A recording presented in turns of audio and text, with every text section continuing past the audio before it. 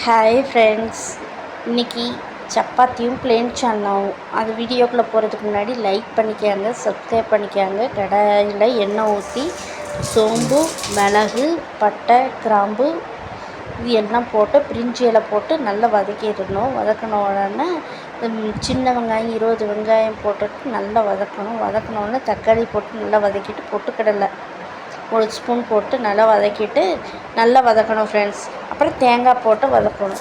தேங்காய் போட்டு வதக்கி எடுத்து வச்சுக்கணும்னா அதே கடாயில் எண்ணெய் ஊற்றி சோம்பு, பிரிஞ்சி இலை, பட்டை இது எல்லாம் போட்டு நல்லா வதக்கிட்டு பல்லாரி வெட்டி வச்சுருக்க பல்லாரியும் போட்டு நல்லா கலர் மாறுற அளவுக்கு வதக்கிட்டு இஞ்சி பூண்டு பச்சை வாசனை போகிற அளவுக்கு வதக்கிட்டு தக்காளியும் பச்சை மிளகாவையும் போட்டு நல்லா வதக்கணும். இது நல்லா வதங்கின உடனே மஞ்சள்தூள் 1/4 ஸ்பூன்,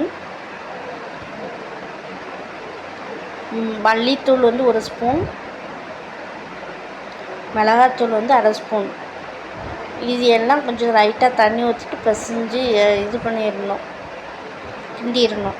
அப்புறம் வதக்கி அரைச்சோம் சின்ன வெங்காயம் இது எல்லாம் அரைச்ச பேஸ்ட் போட்டு ஊற்றிட்டு தண்ணி கலந்து ஊற்றிடணும். அது கூட கரம் மசாலாவும் கொத்தமல்லியும் போட்டு கொஞ்சம் கொதிக்கணும். கொதித்த உடனே இறக்கிட்டிங்கன்னா பிளேன் சால்னா ரெடி. சப்பாத்தி, பரோட்டா எல்லாத்துக்கும் காம்பினேஷன் சூப்பராக இருக்கும். சிக்கன் குழம்பு மாதிரி இருக்கும் ஃப்ரெண்ட்ஸ்.